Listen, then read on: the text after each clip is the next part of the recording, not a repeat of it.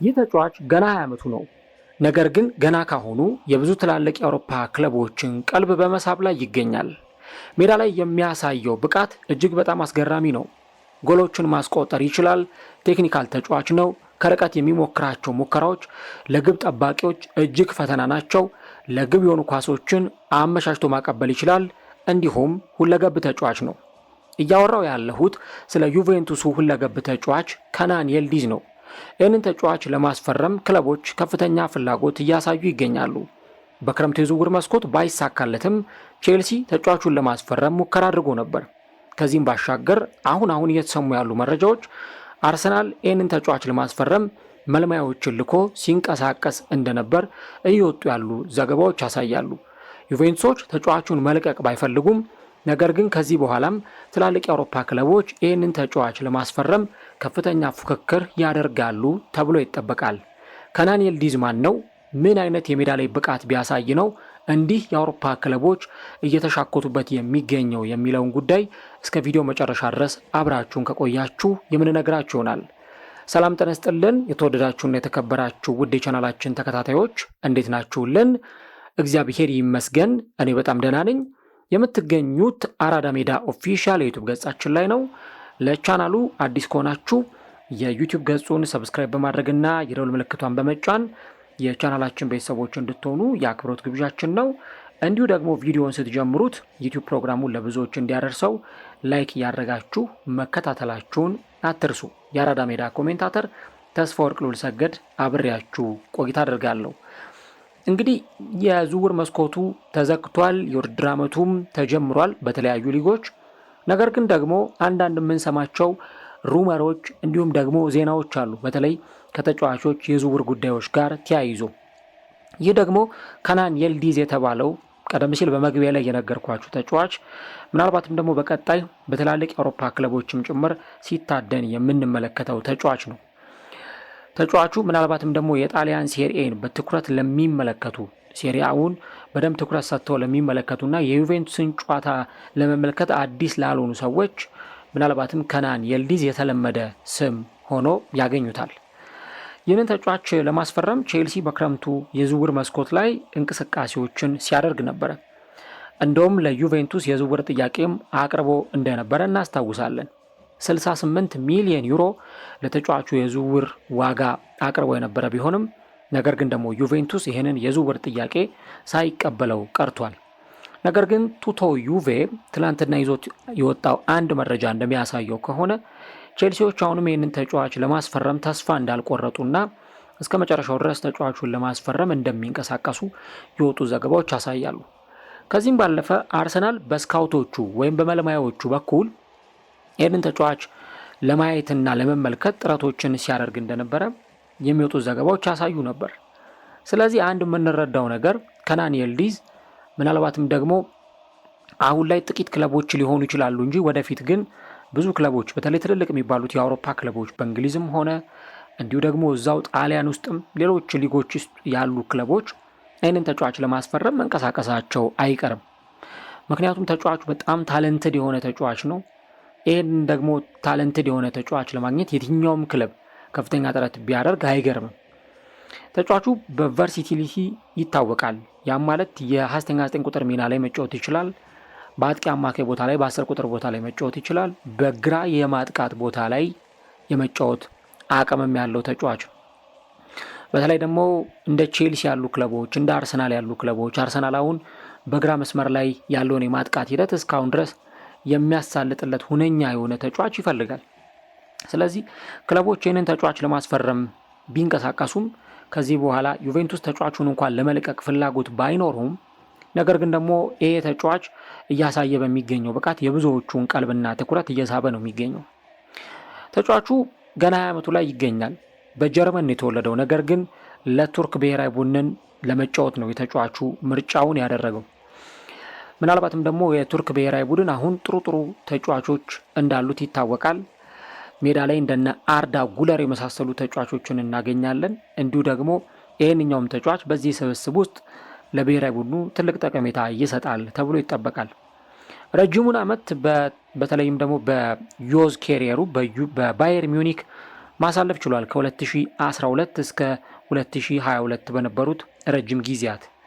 ነገር ግን ደግሞ ባየር ሚዩኒክ በኋላ ላይ ለተጫዋቹ ተጨማሪ ኮንትራት መስጠት አልፈለገም፣ ወይም ደግሞ ተጫዋቹን በዛ ክለብ ውስጥ እንዲቆይ ለማድረግ አልፈለገም። ያ መሆኑን ተከትሎ ዩቬንቱስ ተጫዋቹን ወደዛ ክለብ ለማምጣት የሰራው ስራ በስተመጨረሻም ተሳክቶለት ተጫዋቹ ወደዚህ ክለብ እንዲመጣ ተደርጓል ማለት ነው። እንግዲህ ወደ ዩቬንቱስ ከመጣ በኋላ ተጫዋቹ ያለው ፐርፎርማንስ እጅግ በጣም የሚያስገርም ነው። በየትኛውም ቦታ ላይ እንደ አሰልጣኙ ሚናና ፍላጎት ሜዳ ውስጥ ገብቶ በደንብ ፐርፎርም ማድረግ የሚችል አሰልጣኙ የጣሉበትን ኃላፊነት በአግባቡ የሚወጣና በተለይ ደግሞ የቡድኑን የማጥቃት አቅም በደንብ መጨመር የሚችል ተጫዋች ነው። በዩቬንቱስ በተለይ ቅድም እንዳልኩት የዩቬንቱስን ጨዋታዎች በዘንድሮ ውድድር ዓመት በደንብ ትኩረት ሰጥቶ የሚመለከቱ፣ በባለፈውም ዓመት ዩቬንቱስ ሲጫወት ሜዳ ላይ የዚህን ተጫዋች እንቅስቃሴ የሚመለከቱ ሰዎች ከናን የልዲዝ ምን አይነት ተጫዋች እንደሆነ በደንብ ይረዱታል ብዬ አስባለሁ።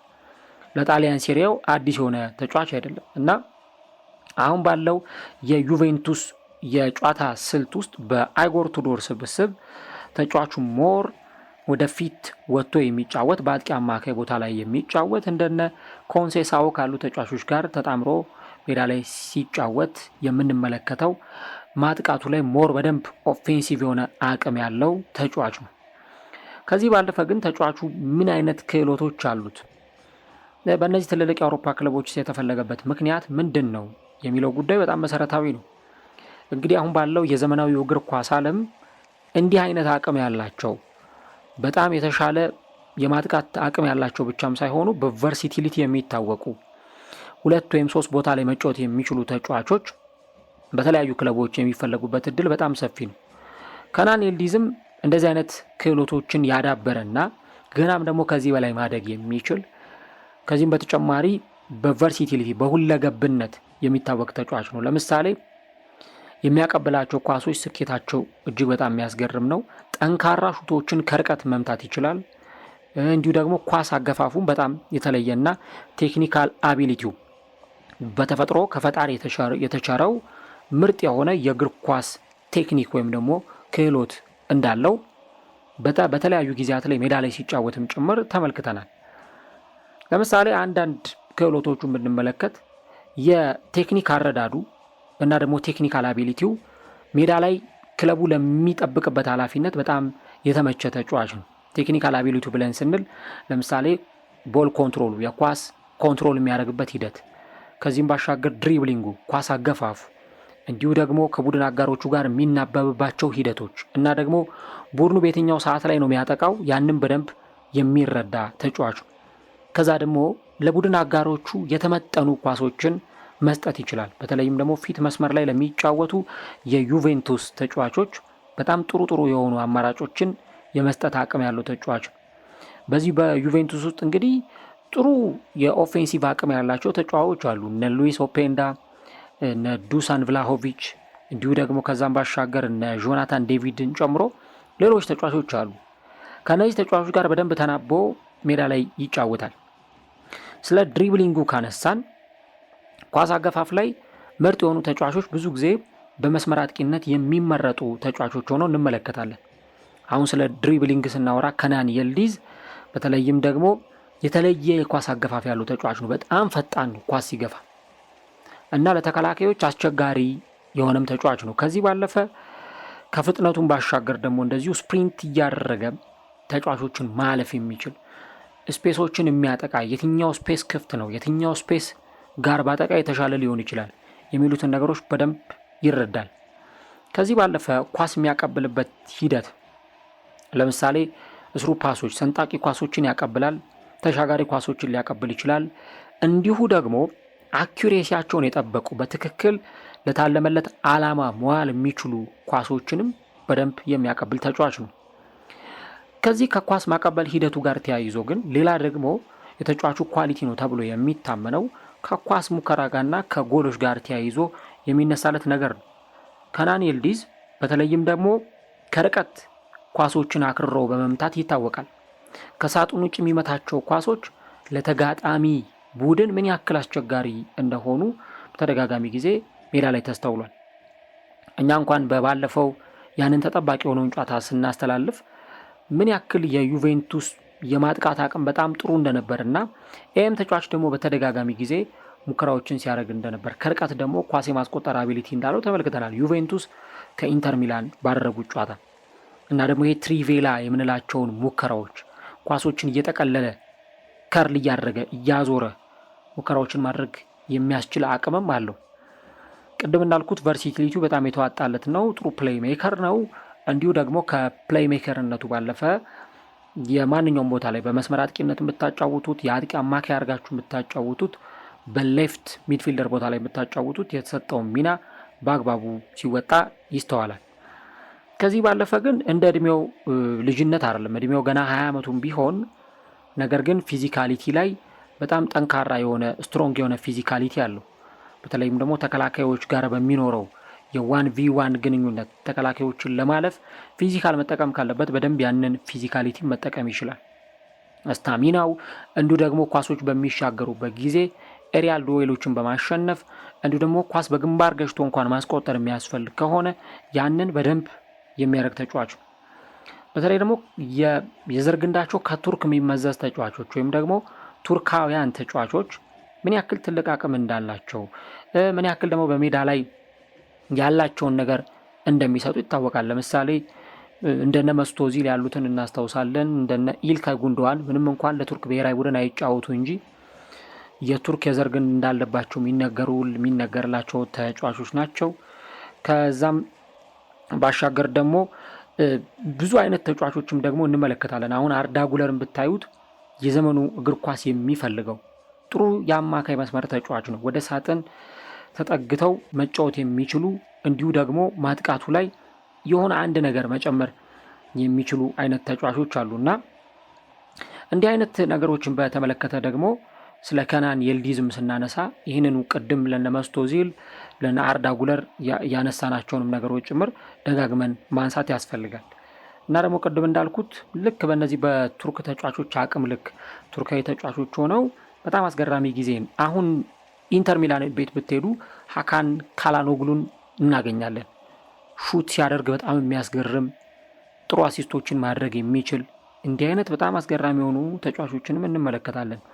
አርዳ ቱራን ለምሳሌ በአንድ ወቅት በአትሌቲኮ ደ ማድሪድ በጣም ውጤታማ የሚባለው ተጫዋች ነበር። ከዚህ በተጨማሪ ደግሞ ሌሎች ተጫዋቾችንም ጭምር ማንሳት እንችላለን እና የእነሱን ፈለግ በመከተል አሁንም ይሄ ተጫዋች በዚህ ቡድን ውስጥ ጥሩ ግልጋሎትን መስጠት ይችላል ተብሎ የሚታመን ነው። ከዚህ ባለፈ መሀል ሜዳውን በደንብ ስካን የሚያደርግ መቃኘት የሚችል ቪዥኖቹ በጣም የተዋጣላቸው ናቸው። የአጥቂ መስመር ተጫዋቾቹ ቦታቸውን በያዙበት ቅጽበት እሱ ደግሞ እነዛን ኳሶች እንዴት አድርጎ ዴሊቨር እንደሚያደርግ እነዛን ኳሶችም እንዴት እንደሚጥልላቸው እናያለን እና አሁን ገና ካሁኑ ማለት ገና 20 ዓመቱ ላይ ነው የሚገኘው።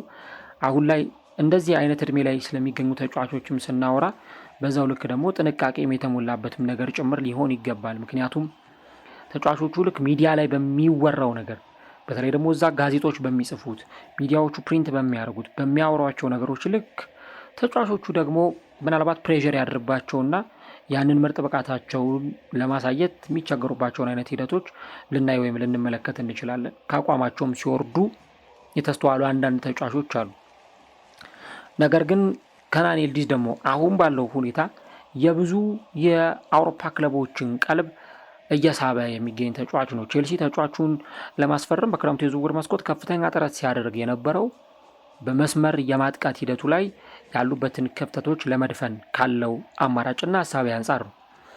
ከዚህ ባለፈ ራሱ አርሰናልንም ብትመለከቱት አሁን በግራ መስመር ላይ እንደ ሊያንድሮ ትሮሳርድ እንደ ማርቲኔሊ አይነት ተጫዋቾች ናቸው በክለቡ በኩል አማራጭ ሆኖ የተመለከትናቸው የምንገኘው። ነገር ግን ደግሞ ከዚህም ባለፈ ያው አጥጋቢ ስላልሆነ እዚህ ቦታ ላይ የተሻለ አማራጭ ማለት ጥሩ የስኮሪንግ አቅም ያለው የጎል ማስቆጠር አቅም ያለው ጥሩ ድሪብሊንግ ያለው እና ደግሞ ኮንሲስተንሲ በጣም ወጥ የሆነ ብቃት ሜዳ ላይ ማሳየት የሚችል ተጫዋች ማግኘት ይፈልጋሉ። ለዛ ሲባል የሚያስሷቸው ብዙ ተጫዋቾች ሊኖሩ ይችላሉ እና አንደኛው ተጫዋች ከናን የልዲዝ ነው። አርሰናል አሁን ለምሳሌ ጥሩ ተጫዋቾች አሉ ስብስብ ውስጥ፣ ቼልሲን በተመሳሳይ ግን ደግሞ አሁን በዚህ ያቆማሉ ተብሎ አይጠበቅም። ምክንያቱም ሌሎች ተጫዋቾችን መጨመር ካለባቸው እነዛን ተጫዋቾች ወደ ክለባቸው ለማምጣት መንቀሳቀሳቸው ስለማይቀር፣ ስለዚህ ከናን ይልዲዝ ከዚህም በኋላ ቢሆን ራሱ ባየር ሚዩኒክ ተጫዋቹን ቢለቀውም የሆነ ሰዓት ግን መልሶ ለማስፈረም ፍላጎት ማሳየቱ አይቀርም። ምክንያቱም በጣም ግሩም ተጫዋች ስለሆነ የሆኑ አንዳንድ የቪዲዮ ክሊፖች አሉና ገብታችሁ ዩቲዩብ ላይ ወይም ደግሞ ሌሎች ቦታዎች ላይ ብትመለከቱ ተጫዋቹ ምን ያክል ትልቅ አቅም እንዳለው በዚህ መረዳት ይቻላል እና የወደፊቱ ምርጥ የእግር ኳስ ኮከብ ይሆናል ተብሎ የሚታሰብ ተጫዋች ነው ከናን ይልዲዝ። ይህንን ቱርካዊ ለማስፈረም እንግዲህ ገና ካሁኑ ክለቦች መረባረብ መንቀሳቀስ ጀምረዋል።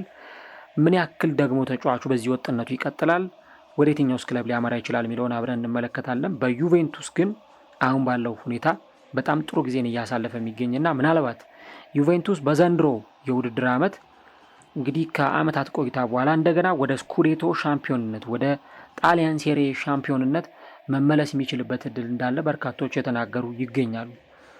አምና እንደተመለከትነው ካቻምና እንደተመለከትነው አቋሙ የወረደውን ዩቬንቱስ ሳይሆን አሁን ምናልባትም እንደውም ለረጅም ጊዜ ምናልባትም በዚህ የውድድር ዓመት ጅማሮ ላይ ጥሩ የመሪነት ቦታ ላይ የምንመለከተውን ቡድን ነበር። አሁን በእርግጥ ወርዶ 5ኛ ደረጃ ላይ ተቀምጧል በጣሊያን ሴሪያው ከመሪው ናፖሊ በ3 ነጥቦች አንሶ፣ ግን ተመልሶ ወደዚህ ቦታ መምጣት የሚችል ክለብ ነው እና ከናን ይልዲዝ ደግሞ ለዚህ ክለብ ብዙ ነገሮች ማድረግ ይችላል።